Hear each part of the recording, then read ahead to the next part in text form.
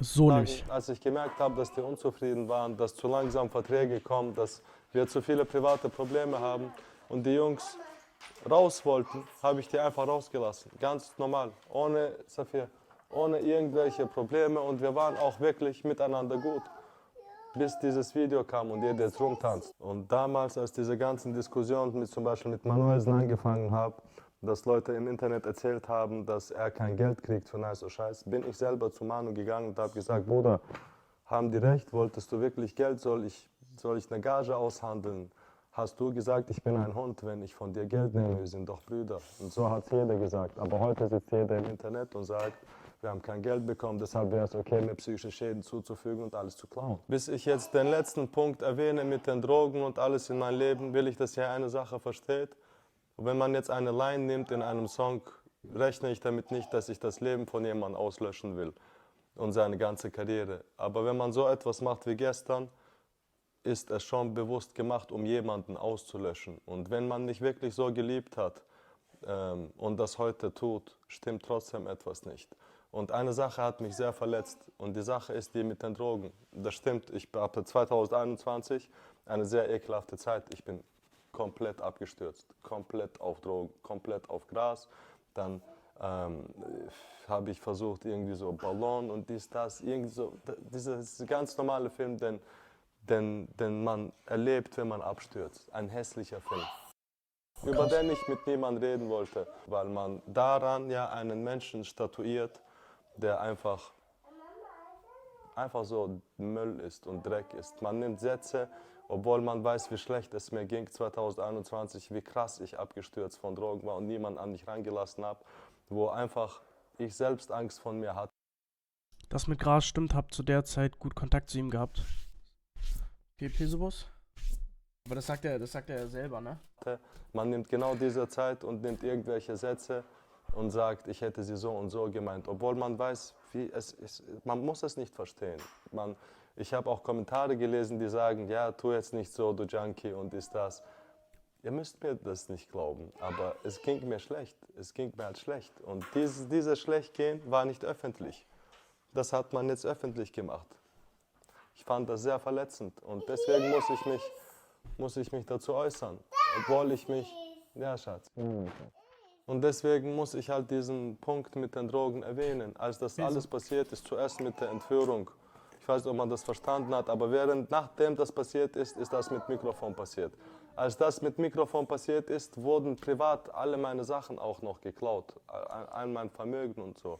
Und plötzlich war halt alles weg, dann Steuern, die man zahlen musste und das jenes. Und am Anfang habe ich die Firma auch geführt wie so ein Opfer, weil ich mich nicht so gut auskannte. Ich habe Sachen verschenkt, die gar nicht abgeschrieben, habe Steuerschulden bekommen. Da war komplett alles für den Arsch. Also Keller GmbH war komplett Schuldenpalast der Welt. Und das war wirklich so, Freunde. Und das hat mich komplett in die Ruine getrieben und ich habe Auswege gesucht. Da bin ich in dieser Drogenzeit abgestürzt. Und dass ich auch gesehen habe, dass Leute sagen, ich habe Geld geklaut und das ausgegeben und so. Ihr habt alle meine Videos gesehen. Ihr seht jeden Tag alle meine Videos. Das Geld, was ich in den Videos ausgebe, verdiene ich in den Videos und gebe es wieder aus, ob ihr es wollt oder nicht. Ja, aber Bruder, das ist ja keine Begründung. Also, nur weil du das machst im Internet, kann man ja nicht ihm glauben, dass er seine Cutter oder sonstiges nicht bezahlt. Dass er die bezahlt. Wisst ihr, wie ich meine? Die Cutter selber haben ja gesagt, dass, so wie ich mitbekommen habe und der Chat das gesagt hat, haben die Cutter selber bestätigt, dass es so ist, mit dem Geld hinterherlaufen und so. Es ist so. Ob man mich jetzt, vergisst mal alles, was ihr erlebt habt, aber wir haben gerade über 2021 geredet. Und das war alles. Ich habe seit einem Jahr keinen Kontakt mit diesen ganzen Menschen, auch nicht mit Attila und niemanden von denen. Seit einem Jahr habe ich dieses Haus, seit einem Jahr habe ich kein Krümel Gras angefasst, seit einem Jahr bin ich glücklich mit meiner Familie, seit einem Jahr freue ich mich, meine Kinder zu sehen, wenn ich nach Hause komme. Seit einem Jahr läuft meine Beziehung besser als je zuvor. Seit einem Jahr bin ich glücklich mit meinem Content. Seit einem Jahr bin ich aus meinem Drogensumpf raus und seit einem Jahr bin ich endlich aufgestanden und atme langsam. Ich krieg diesen Kampf und alles Mögliche. Und seit einem Jahr geht es mir wirklich gut. Und wenn man jetzt sagt, dass man mein Bruder war und genau jetzt kommt, genau wo es mir gut geht und diese hässliche Zeit nimmt, wo ich abgestürzt war von diesen ganzen Drogen und das darstellt und mich ekelhaft betiteln will, als würde ich meinen Glauben nicht leben. Und jetzt abschließend entschuldige ich mich bei jedem Menschen, den ich irgendwie angegriffen haben sollte. Ich entschuldige mich bei jedem Menschen. Hä, aber du kannst doch nicht sagen, seit einem Jahr läuft es besser, seit einem Jahr und dann kriegt er mit, dass du ihn immer noch hinterrücks überall schlecht dastehen lässt. Den ich irgendwie wehgetan haben sollte. Ich will, dass ihr versteht, dass keine einzige Tat dieses Jahr, wo ich so bin, wie ich heute bin, früher war ich halt nicht genau der. Ich bin auch nicht erwachsen geworden damals. Es ist zu viel gewesen. Jetzt habt ihr auch gemerkt, wie viel. Ich musste in diesem Video gestern 10 Namen wählen, damit ihr nicht sagt, da und da ist gelogen. Bevor ich so reden kann, musste ich sogar das droppen. Und es war ein sehr hässlicher Weg, Freunde. Es tut mir von Herzen leid, wenn ich jemanden verletzt habe. Aber ich schließe wirklich für immer damit ab. Für immer. Und ich werde nie wieder zurückkommen. Egal wie wir uns drehen und wenden, das war 2021. Und seit 2021 habe ich die ganze Welt verändert. Und ich habe getan, was ich kann. Und ich habe nicht eine Sache in meinen Videos gemacht, für die man sich schämen sollte. Ich habe nicht eine Sache gemacht, die nicht da war, um jemandem nicht zu helfen. Und das war auch, um zu vergelten, wie ich war. Es tut mir leid für alles, was war. Aber ich möchte mein Geld jetzt verdienen für meine Zuschauer. Und ich werde weitermachen. Ich werde weitermachen, wie ich kann. Folgt mir, wenn ihr wollt. Wenn ihr nicht wollt, folgt mir nicht. Ich küsse eure Herzen, Freunde. Here we go. Guten Morgen. Was sagen die Kommentare?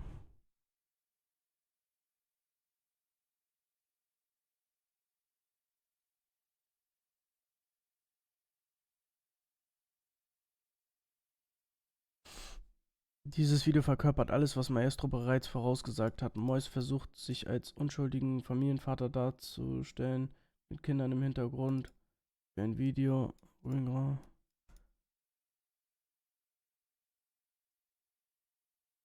Ja, das finde ich auch krass.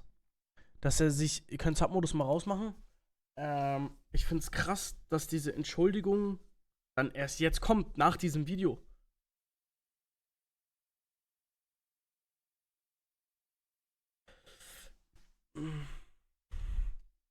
Guck, PA Sports Story. Ja, den habe ich aber auch so lange nicht mehr gehört.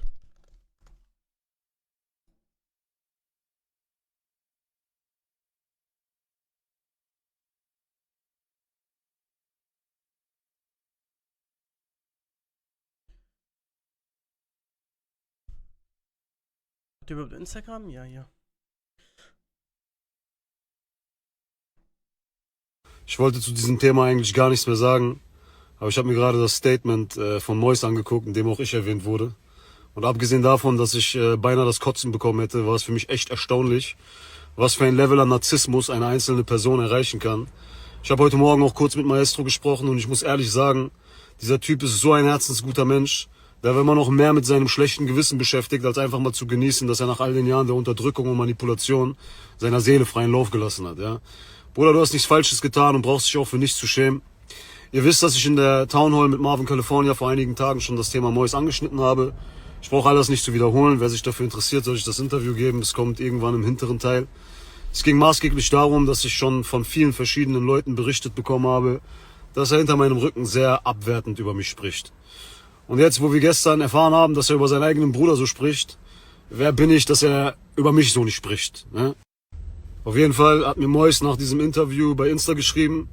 Ich habe das Thema einfach ad acta gelegt, aber bei diesem Müll, den er vorhin hochgeladen hat, will ich euch einen kleinen Einblick gewähren. Hab zwar gerade gesehen, dass er es selbst geleakt hat, aber das ist dieses typische Entwaffnen. Ihm war bewusst, dass man dieses Großkotzige jetzt gegen ihn verwenden könnte und deshalb hat er es so by the way kurz rausgehauen. Aber man muss bei dem Ganzen zwischen den Zeilen lesen.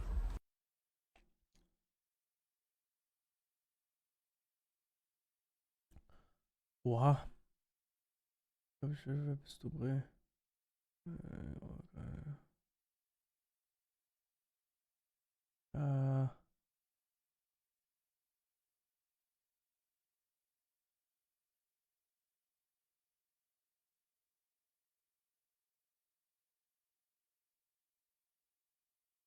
Diesen Kuchen fick ich auch noch. Mal abgesehen davon, dass er auf keinen meiner Vorwürfe eingeht oder mir wenigstens schreibt, hör mal, geht gar nicht, dass du über mich redest, ich halte auch nicht viel von dir, aber das und das stimmt nicht zum Beispiel, ne?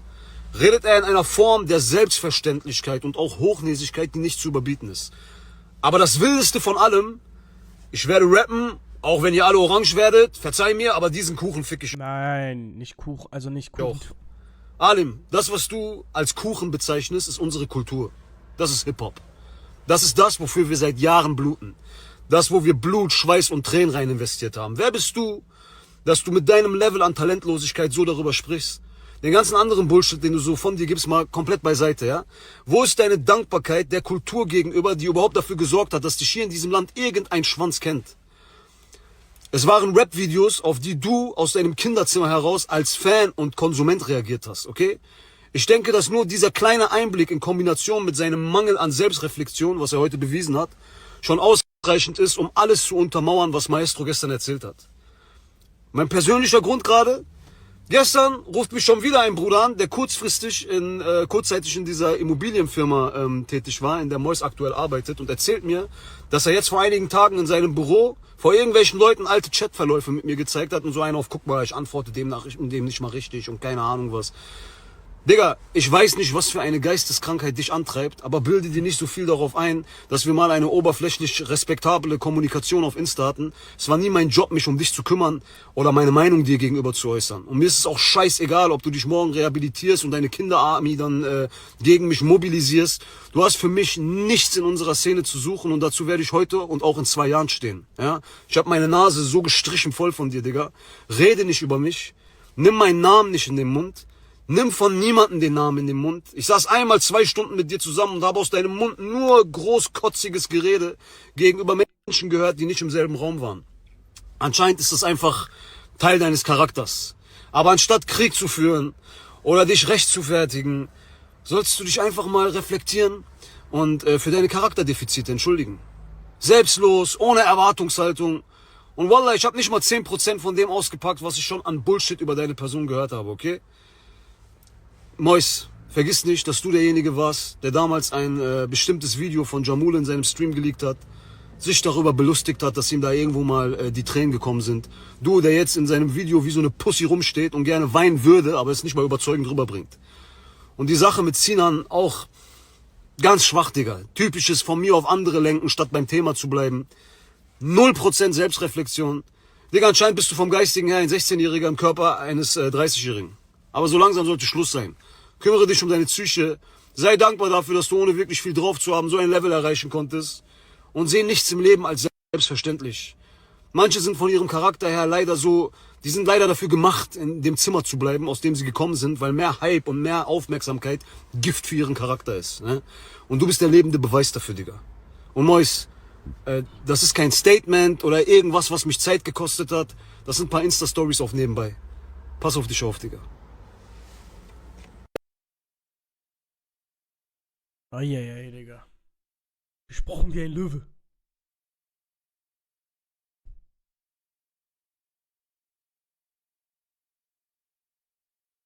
Eieiei. Ach, krass, Digga. Ich sag euch ehrlich, Chat.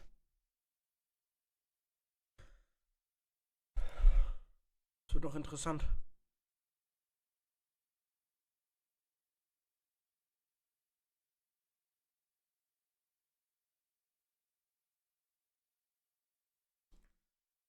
Aber was war in diesem Video los, Chat? Was war in diesem Video los? Vatermord. Okay, Freunde, ich bin hier bei einem Kollegen von mir in der Wohnung aus einem ganz einfachen Grund, dass ich... Das war ein Müllvideo, habt ihr gesagt?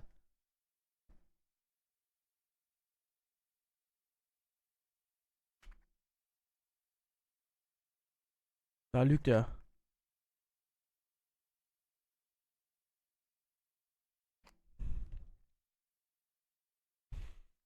Er redet 20 Minuten und sagt im Grunde nichts. Okay, Chat. Chat, ich habe by the way von diesem Dave-Video diese Tabletten, ne? Die er da getestet hat, wo er gesagt hat, die sind krass. Die sind angekommen. Wirken die? Wollte ich mal testen. Russland-Video. Russland so? Russland. Hier. Als ich das gehört habe, okay, sowas Herablassenderes. Und da hat wirklich jemand geschrieben, ah, jetzt kommt ihr angekrochen. Ja, wir holen unser Hack jetzt. Natürlich kommen wir jetzt angekrochen. Mit Selbstverständlichkeit komme ich jetzt angekrochen. Guten Tag, meine lieben Freunde, mein Name ist Russland und ich heiße euch recht herzlich willkommen hier auf meinem YouTube-Kanal. Ja, die aktuellsten Ereignisse überschlagen sich, die aktuellsten Ereignisse sind sehr brisant, sehr verrückt und ja, hier, ich bin gerade zu Hause bei mir in Düsseldorf, in dem wunderschönen Düsseldorf. Ich wollte ein paar Sachen loswerden. Jetzt kommt kein Statement, keine Sorge, ich werde jetzt nicht irgendwelche Sachen sagen, Statement, hey, das ist das. Am Ende des Tages hat gestern Attila... Wisst ihr, wer mir übertrieben leid tut? Wisst ihr, wer mir übertrieben leid tut? Die Brüder von Mois. Die tun mir wirklich sehr, sehr leid, weil die so, ich glaube, Abu Julu hat die Frau, ja, auch, aber Abu Julu hat so zu Maestro, glaube ich, einen guten Draht und zu Mois einen guten Draht. Und Abu Julu ist wirklich wirklich ein sehr, sehr korrekter, ja. Wirklich sehr, sehr. Wirklich. Ich frag den mal, ob wir irgendwie was. Ich schwöre, der tut mir voll leid, Chat. Der ist so ein. Abu und Malik sind solche lieben Menschen.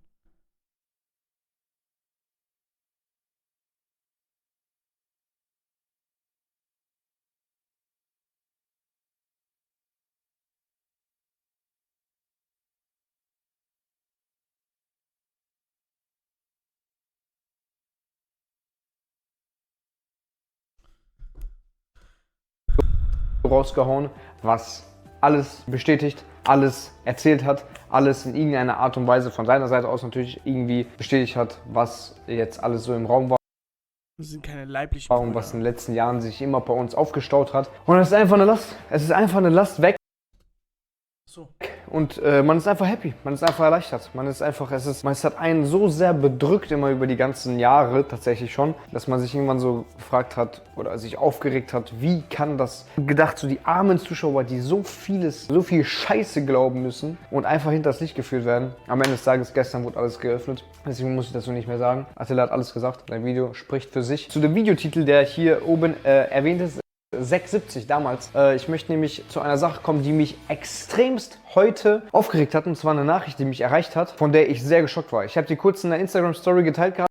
Ich habe es gerade wieder vorhin rausgenommen, weil ich dachte, komm, dazu muss ich einfach ein bisschen mehr sagen, weil ich jetzt noch ein bisschen darüber reflektiert hatte. Ich habe ja damals bei Alem seine YouTube-Videos gedreht. Ich habe alle YouTube-Videos gedreht, vielleicht ausnahmsweise mal 1, 2, 3, 4 nicht. Aber eigentlich habe ich jedes Ding gedreht und geschnitten. Für 670. Das war der Joke, 6,70, Russland verdient 6,70, hahaha, Russland für 6,70, Hungerlohn, haha, Stundenlohn, bla. Guck mal, am Ende des Tages, wenn ich das alles auf Stunden zusammenrechne, abzüglich Steuern, habe ich weniger als 6,70 € verdient, okay? Just for the information, ich habe weniger als 6,70 € verdient. Jetzt kommt, am Ende des Tages kann man jetzt sagen, okay, ey, du bist selber schuld. Wieso kannst du, also auch Leute aus meinem Innenkreis, Bruder, du bist dumm, wieso hast du dich so ausnutzen lassen? Bruder, weil ich am Ende des Tages einfach ein gutes Herz habe. Ich habe einfach viel zu gutes Herz und für solche Menschen ist das dann natürlich... Ja, die Musik regt mich so auf in diesem Video, ich sag euch ehrlich. Ist das nicht illegal? Boah, weiß ich gar nicht. Es kann sein, ja. Oh.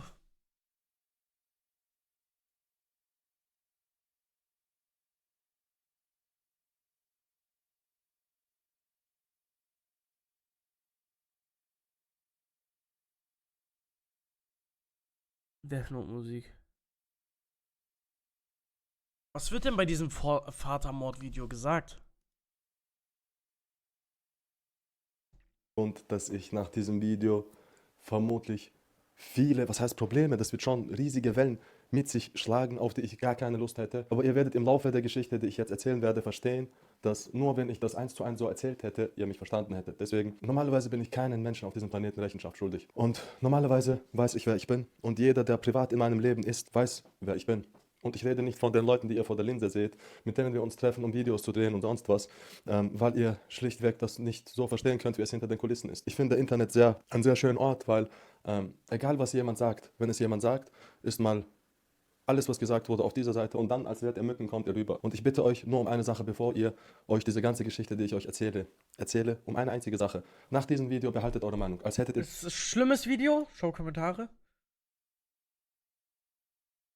Mois schafft es, 1 Stunde zu reden, aber nicht zu sagen Respekt. Mois, seine Schauspielkünste 10 von 10 Maestro hat die Wahrheit gesagt. Allein dieser Titel, hol dir bitte Hilfe. Ich bin einfach stolz, dass es noch mehr Menschen gibt. Menschen, Reichweite geht oder whatever.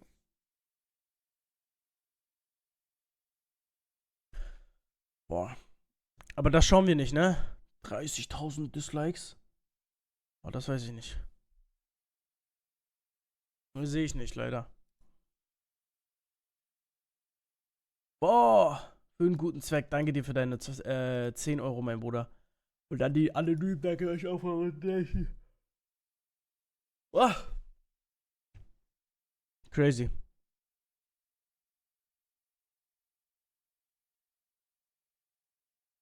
Warte mal.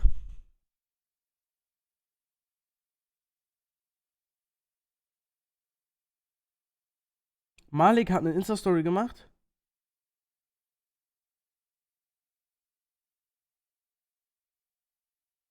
Jo.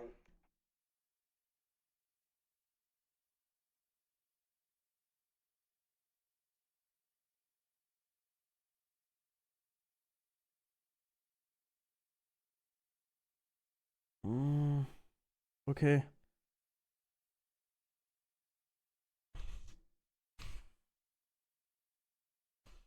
Okay, Chat. Digga.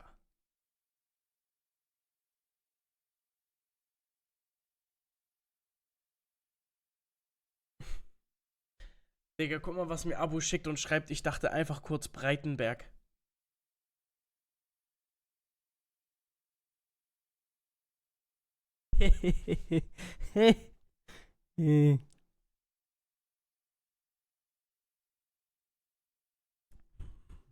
Eins zu eins. Warte, ich muss noch Dorian einmal kurz beleidigen. Digga. Also, ich glaube, das ist das schlechteste YouTube-Thumbnail aller Zeiten, oder? Jetzt mal ehrlich.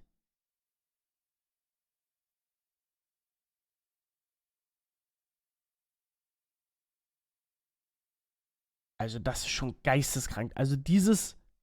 Das ist ja, also.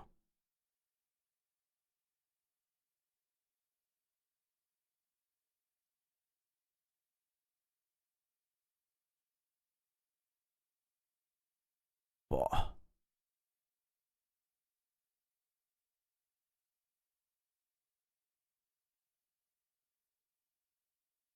Dorian, ich sag dir ganz ehrlich, und ich will dich nicht angreifen damit oder dich konfrontieren damit, aber kann sein schlechtestes YouTube-Thumbnail aller Zeiten.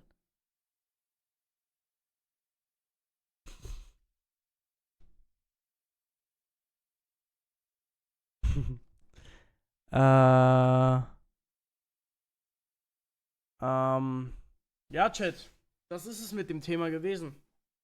Wir spielen heute Minecraft, glaube ich, mit den anderen. Ich spiele zum ersten Mal dann auf dem Server. Yes. 20:30 Uhr, glaube ich.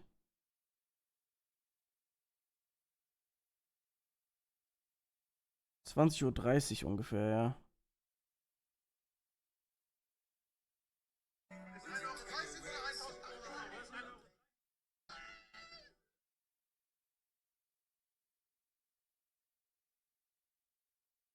Eieiei.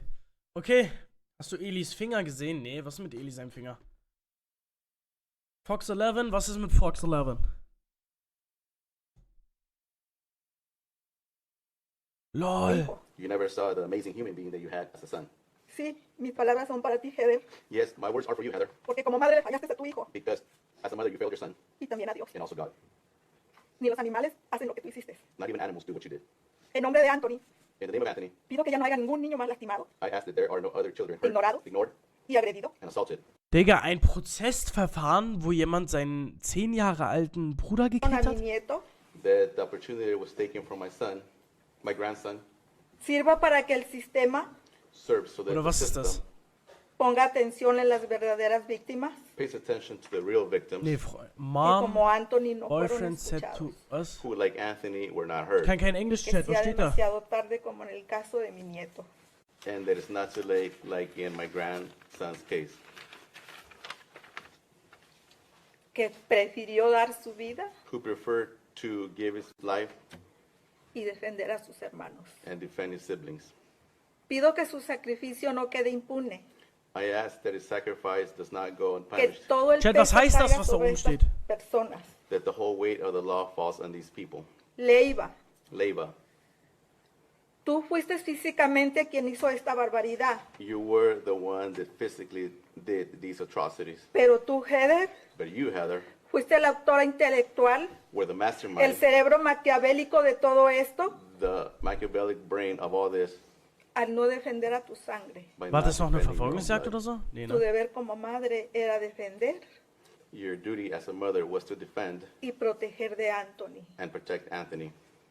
¿Quién iba a pensar Who would have thought que de quien debería de cuidarse Zu sería 10 de Jahren su Knast propia madre? verurteilt. that the person he had to watch Warum out hört man nur for rechts? was Das his fuckt own mich auch mother? tot ab gerade. Que Dios conceda la justicia May God grant justice para mi superhéroe for my superhero, y la corte and that the court les dé la pena que ustedes se merecen gives you the sentence that you deserve, y que nunca ningún niño and that no child should ever tenga que pasar por el gran dolor have to go through the great pain que vivió mi querido nieto, that my dear grandson lived through, mi superhéroe. my superhero. Quiero decirle algo al señor juez. I would like to say something to the court. Señor juez, Honorable Judge, pido que Dios le dé I ask that God gives you Crazy. todo su poder y su sabiduría all his power and his wisdom para que les dé la Warte mal. pena de por vida so that you give them a life sentence sin derecho de salir, with the opportunity to get out, porque Anthony nunca va a volver. because Anthony is never going to come back. Gracias. Thank you. Thank you. Gracias. Gentleman interpreter, could you state your name for the record, please? Chat, worum geht's denn? Mena 301817, certified Spanish language interpreter, oath on file. Thank you. Next, Your Honor, is Crystal Duguid. Mutter, Freund soll wegen Foltermordes an einem 10-jährigen Jungen verurteilt werden. Okay. Boah. Respektlos. Das ist sie, Chat. 10 Jahre.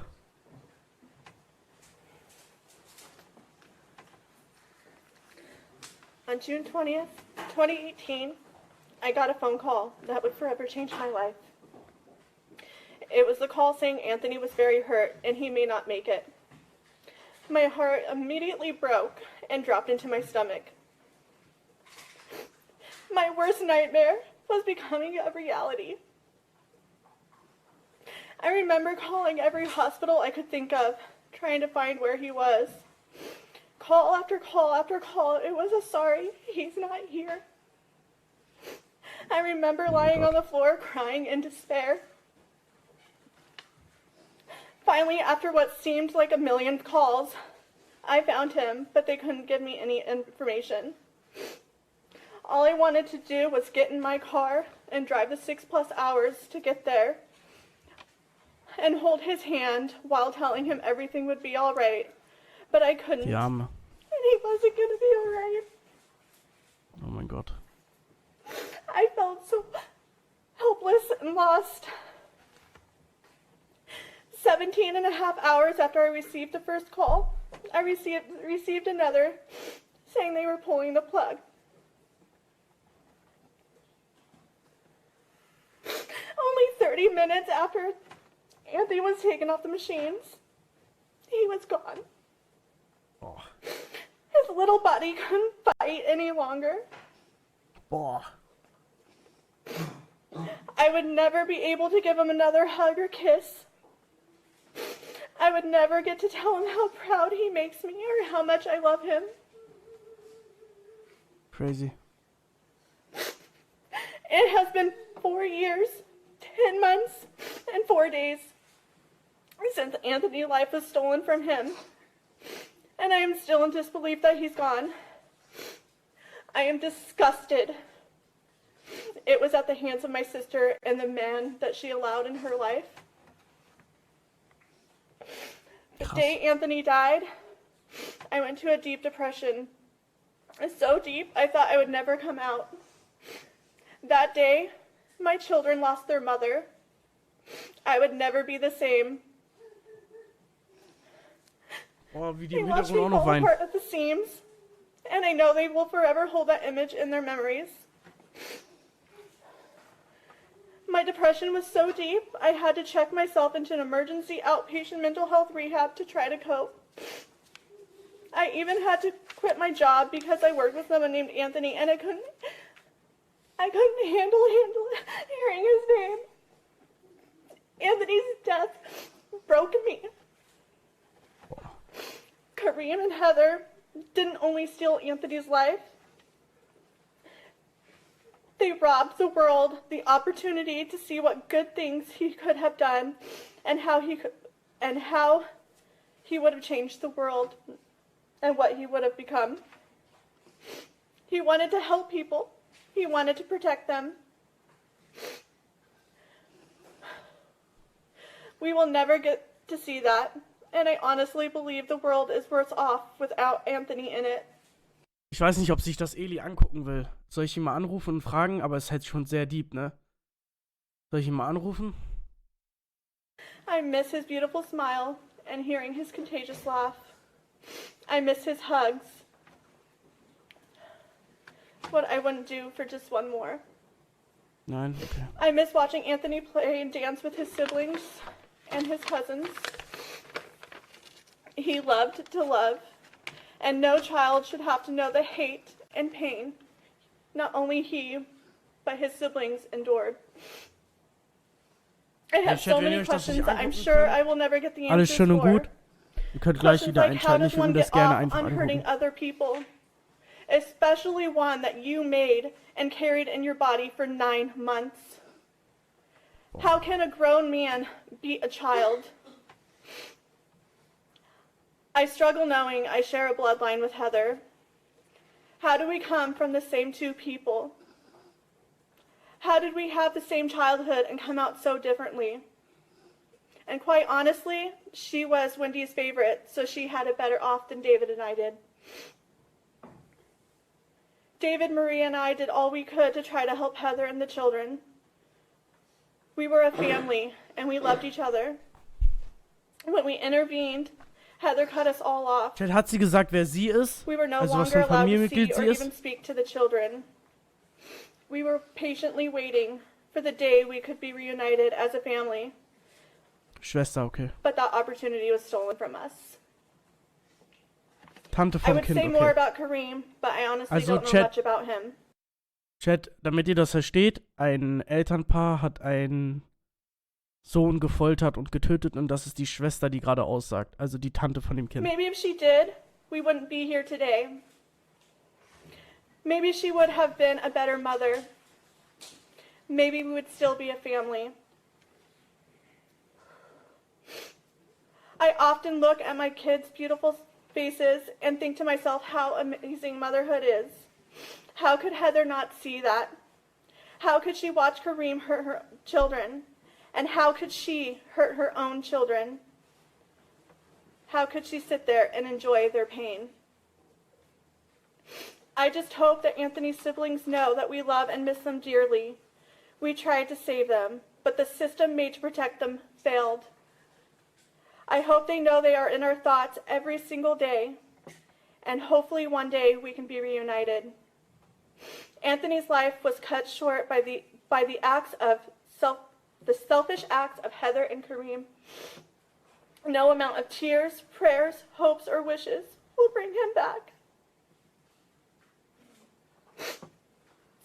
However, his surviving siblings need to know that justice will be served. Their pain, loss, suffering, along with the loss of their brother, was not in vain. They deserve closure, peace, and healing. Your Honor, I beg you, please, give both Heather and Kareem the maximum sentencing allowed. These two are monsters, and monsters belong in cages. True. Please, do not give them the opportunity to hurt anybody else.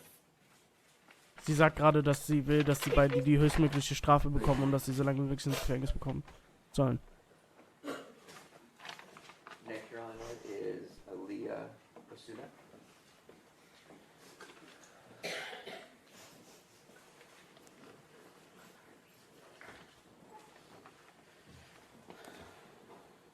Hey Chat, ich muss richtig heftig auf Klo gerade.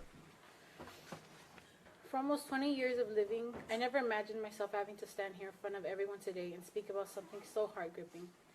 We welcomed Heather and Anthony into our family with open arms when Anthony was still an infant. They quickly became family. Every birthday, holiday, family gathering, they were there. Ich lasse euch kurz weiter gucken, ich bin kurz auf Klo, ja. Ich muss halt wirklich krass auf Klo. And although Anthony may have never been blood-related, he was still a love child, and we saw him no different than any of us. A nephew, cousin, grandchild, a son.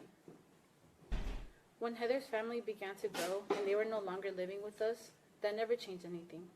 When Destiny and Raphael would come on weekends, we made sure Anthony came along and never felt excluded. On the morning of June 21st, 2018, our family lost a piece of us. We lost a piece of our hearts. We would never be able to get back. The memory of the phone call replays over and over.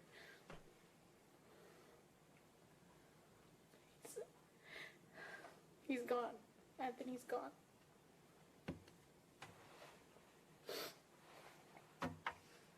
Taking in Raphael and Destiny after this tragedy was not easy, and it still isn't.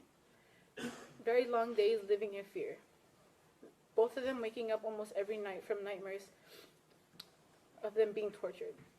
We constantly reassured them that they were finally safe and none of this was their fault. Reassuring them that none of this would ever happen to them again. Gaining their trust didn't come easy. They were scared, didn't know how to cope with anything or trust anyone anymore. Along with this came PTSD, anxiety, depression, and so much more.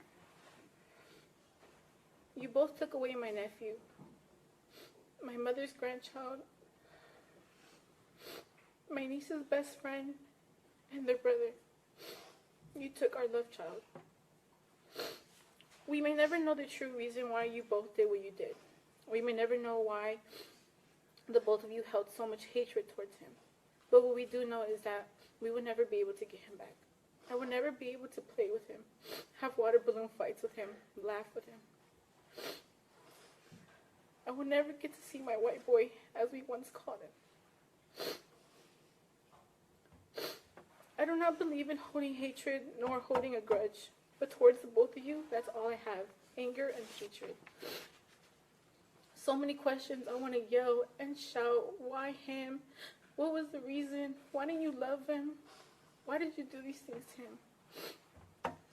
As I wrap this up, I just want to say my last words to the both of them. Heather, I don't know you. I don't know this monster you became. You aren't who I met when I was a kid. You aren't who I would be so excited to see every day. You're a monster. You're a creature that didn't deserve these angels, and I hope the rest of these days you have living are spent with guilt and regret for everything you have caused us and everything you caused these kids. Kareem, I personally don't know who you are, but you took a piece of my family we would never be able to get back. You tortured these kids, and on top of that, you took a life. You're a monster alongside Heather. My niece and nephew did not deserve this pain. They did not deserve to live the way you put them through. The same with Heather. May your days be full of regret and guilt. May the both of you never be able to experience what joy feels like. And may the both of you never be able to have any power over anyone ever again. Thank you, Your Honor. Thank you.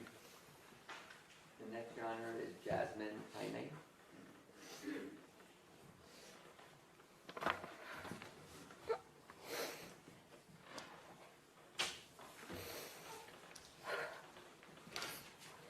So I've known Anthony almost my entire life. We grew up together, spent holidays and birthdays together, and yes, he was still invited to my girls' only parties. To me, Anthony was my other half. Anthony and me had such a strong bond and connection, and he was honestly the best friend I could ever ask for.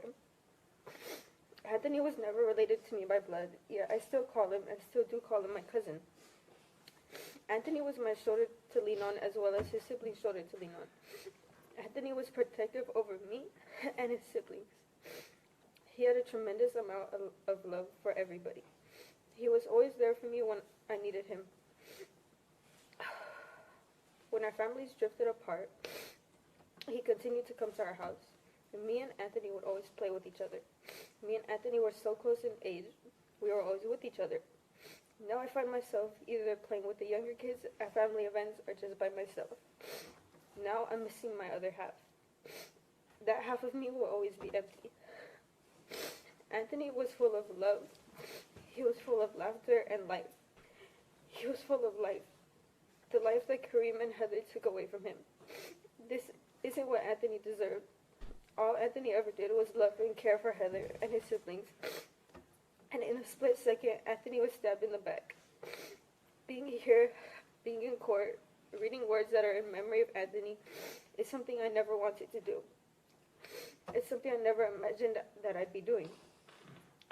Anthony was never a bad kid. Anthony would dress up as Spider-Man for Halloween while everybody else dressed up as vampires and witches. Anthony waited patiently to get a slice of cake at my birthday parties, even if it was a Justin Bieber cake. Anthony always played with me Kannst du because einen Pulli von mir von unten holen, Bro? Why is Anthony Pulli gone? von mir. Why is it that when I want to speak to Anthony, I end up looking up to the sky? Why do I have to look back at photos and videos of Anthony when I want to see him? Anthony shouldn't be a memory. Anthony should be here. Anthony deserves to be here because he, along with his siblings, endured the worst pain imaginable. They felt physical and mental torture. They felt no feelings of being loved or protected by their own mother. And I just hope that the two of you feel the same mental and physical pain, exhaustion, torture, and strain that the two of you inflicted on them. I hope you feel it for eternity. The two of you don't deserve sympathy. You don't deserve anything. I want the two of you to know that I hate you both so much. My mom always told me that hate is too strong of a word, but it's the only word that expresses my feelings towards you two. Krass. Heather, we invited you into our home and into our family. To me, you were always Looney. I loved Looney. And she was such a kind person with a warm smile. Now Glaubt ihr, die fühlen sich überhaupt schlecht? I don't love you and I don't care for you. I'm turning 16 this year and Anthony would be turning 15. Me and Anthony had an ongoing argument on who was older. He would say him because his birthday was on the 4th of May and mine's on the 20th of May. He never understood that I was born a year before him. Now I have no choice to say that I won the argument because I'm turning 16 and Anthony is still 10. I won't ever get over the loss of Anthony. It will never get better, but I have no choice but to learn to live with the fact that he's not here anymore. Or the fact that I couldn't give him one last hug and tell him that I love him. I have regrets from the last time I saw Anthony alive. I do wish I could have told him that I love him, and I'll never forgive myself for possibly making him feel like I didn't love him anymore. Now I blame my 9-year-old self for being a child and not understanding that people come and go. I can't ever say sorry to Anthony for being mean to him, but in a way I feel bad for my 9-year-old self. I feel bad for her because Glaubt ihr, I die hate her. fühlt sich überhaupt I hate schlecht? her because she drove Anthony away. No little girl deserves to be hated on by her future self. But because the two of you decided to take the life of my best friend, I have to live with my regrets. Sie, die Mutter und der Freund haben ihr eigenen Sohn gefoltert und And that's because the two getötet. of you chose to not love him and treat him like the human being he was. Thank you. Thank you. Maria Henry.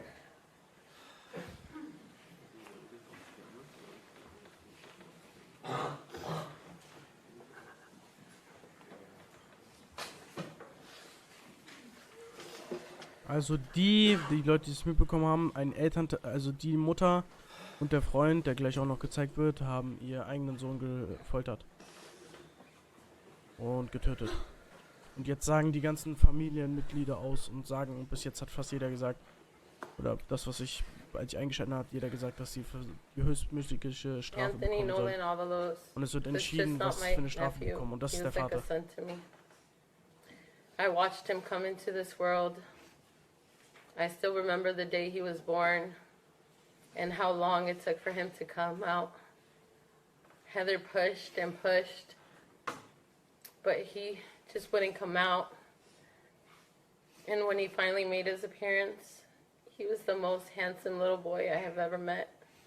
Also der Freund At von the der Mutter, time, ne? I already had 3 Das daughters, ist der Vater, glaube ich. 2 nieces. Anthony was the first boy born into our family. We were all very excited and happy to welcome him into this world. He had a loving family, a loving mother, a loving dad. Anthony and my daughter Melanie were only 4 months apart, so I watched them do everything together. Krass. When she started crawling, he was right behind her. When she started walking, he was chasing after her. So many birthdays, so much time spent with him. All those smiles, all the laughter, all the I love you, Auntie Maria. Can I come to your house? Can I stay with you? It was always a yes. It was always a yes. Because I loved him so much.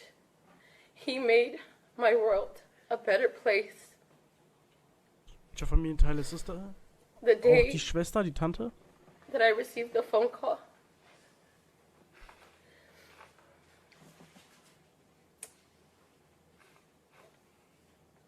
Ja, der Sohn war 10 Jahre, ja. It was one of the Okay. most difficult times of my life. I was so worried of what was happening to Anthony, but at the same time, I was excited because I thought to myself, he's in the hospital, he's fine. After 3 years, I finally get to see him. The day we called DCFS to turn in Heather and Kareem for child abuse, we had the kids for a few weeks. I promised Anthony that nothing would ever happen to him again. I promised him that we were going to be his new family and that he was going to be safe. I promised Destiny, I promised Angel, I promised Junior that nobody would ever hurt them again. I told them that no monsters will ever hurt them. I reached out to the Osuna family. I reached out to the Avalos family. I reached out to the Garcia family, and I told every single one what was going on. I asked for help. I begged everyone to help. DCFS gave the kids back, and Heather closed that door. We were no longer able to see the kids. I watched my 4 babies grow up. I celebrated their birthdays. I took care of them. I was there for 7 years of Anthony's life unconditionally, making sure he went to school. Not just him, Destiny, taking care of Junior and baby Angel. I was there for it all. I didn't only lose Anthony, I lost my niece, I lost my nephews, and I lost a sister. Because Heather was my sister, and at one point my best friend, the person I went for advice to, the person I talked to, and let all my worries out.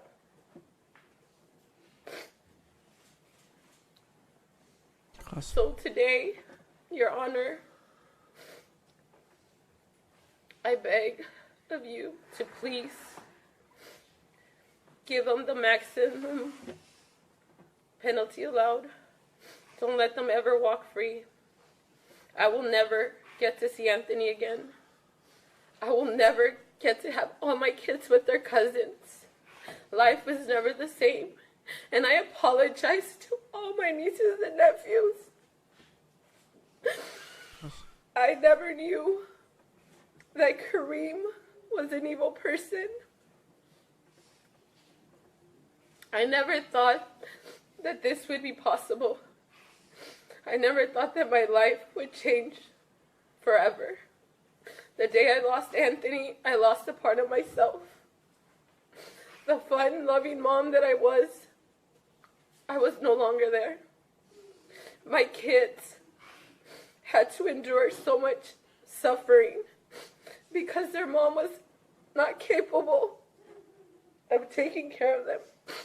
My daughter, Melanie, was 10 years old when her cousin died, and she stepped up and took that role. She helped fill the void. She was the one getting up, making sure her younger siblings were ready for school. Every day Guckt euch mal an, wie that I leer watch diese my Blicke sind. kids, that I watch their friends at school play sports, I always picture Anthony. Everyone in California City knows about Anthony. Every year they sing to him for his birthday. They carry around bracelets in his honor. Anthony was a true hero, and thanks to his sacrifice, his siblings were saved, and they can have a better life now. Life will truly never be the same. A part of us will always be missing Anthony, and no amount of time will ever take that away. Yes, today we will get some kind of justice for Anthony, but he will never come back. We will never get to see our baby boy again. I will never get to hear him say, Auntie Maria, I love you. I will never get to watch him become a young, amazing man. He wanted to join the military. He wanted to join the army just like his Uncle David. He wanted to become a police officer or a firefighter. Heather, you took his dreams and hopes away. You were supposed to be his protector. You once told me In welchem Staat ist das, Jack? that you would never be like Pearl Fernandez. Gibt's I da die remember that Todesstrafe? day we sat there talking about Gabriel Fernandez and how those horrible monsters took that young child's life. And I remember you telling me you would never be like Pearl Fernandez. Guess what? You're just like her. Even worse. You tortured your kids. You failed your kids. And because of you, our family is broken. Slowly but surely the puzzle pieces will come together again. But it will never be the same.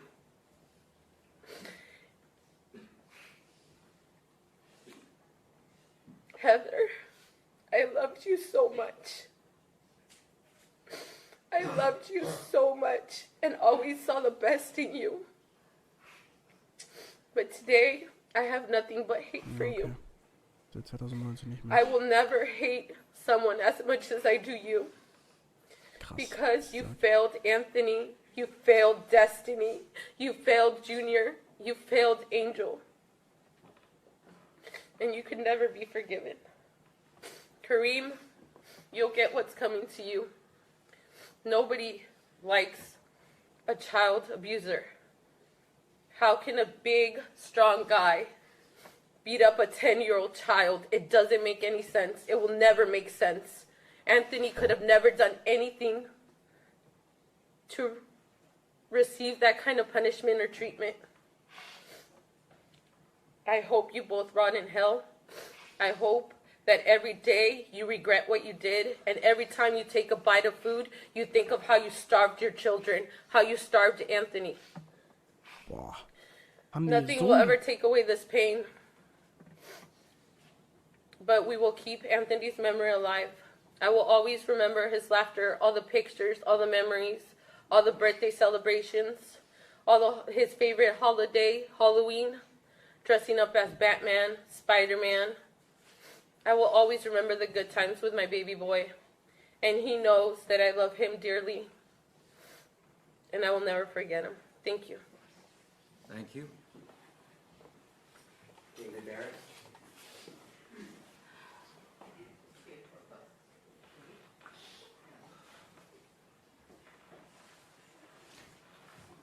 Digga, er lächelt einfach. Was? Ein Hundesohn. Hello, Your Honor. Morning. I want you to, when you're making your decision, I'm pretty sure you already made your decision, but I want you to know that what these people did to these children is unspeakable. But not only what they did to them physically, they will live with for the rest of their life mentally. They have to live knowing that their brother's gone. They have to live knowing that guilt that they feel because they braucht didn't die say Nachrichten nicht something. gleich mit Beleidigungen aus. Das Those ist kids are Beleidigung. strong, and they need to know that they are loved, and they are not to be blamed. The ones that are at blame are sitting over there in orange suits right now. They need to be in those suits for the rest of their lives, Your Honor. Not only the physical abuse to this family, but the rest of the families involved. I have children that every time they accomplish something, sometimes they cry because Anthony's not there, because he should be there with them.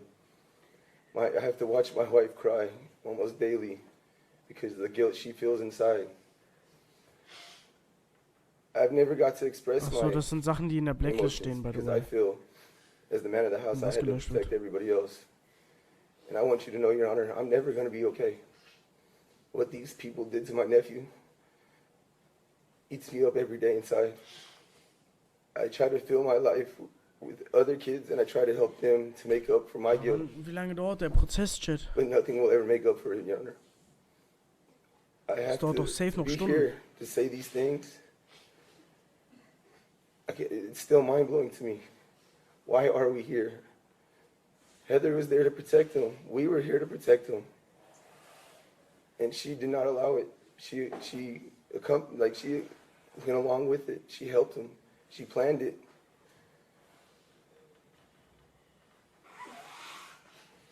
I don't even know what to say because I'm in shock every day. I don't know, Your Honor, I'm sorry. But No need to apologize. you need to make sure these people never walk the streets again. Anthony is never going to be able to do anything he ever dreamed of. He will never play sports. He'll never join the military. He'll never go to college. That was one of his dreams, Your Honor, is going to college. At 10 years old, he wanted to go to college. He wanted a future. He wanted to make his life better so he can help other people's. He was a protector of other children. He knew what he wanted to do in life. He was going to be something special. And these people took it away. The effects of what they did are never going to be completed. Like my kids, my wife, Anthony's siblings, they're going to have to remember this no matter what. Even if they got life in prison. Ja, das ist gerade live, die Fahndung. No amount of therapy or anything is going to fix this situation. But knowing that they will be locked up for life will give us that little bit of joy knowing that they're going to suffer just a little bit, just a fraction of what Anthony and those children went through. I miss Anthony a lot, and I miss his siblings a lot. And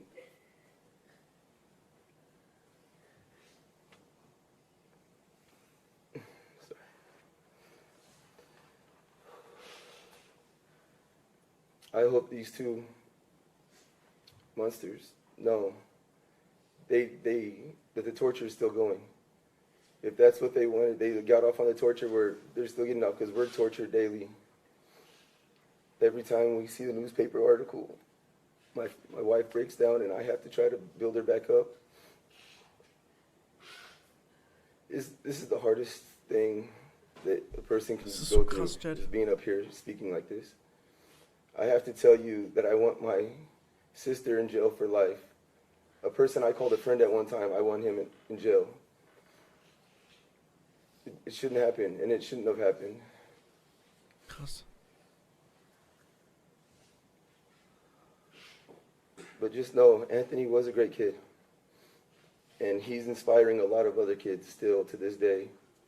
Every time I coach a sports team, they do it in Anthony's honor. Every time my children do make some kind of accomplishment in life, they do it in Anthony's honor. Wollen wir das So Anthony will live stundenlang on. angucken? Ich würde But just sagen know, eher nein. it tears us down just as much as it builds us Es up wird to halt know sehr, sehr extrem lang what dauern. is So. going on. Und ich finde, über lange Zeit ist es kein cooles Thema im Stream. So. Don't let these monsters out ever. Keep them in jail.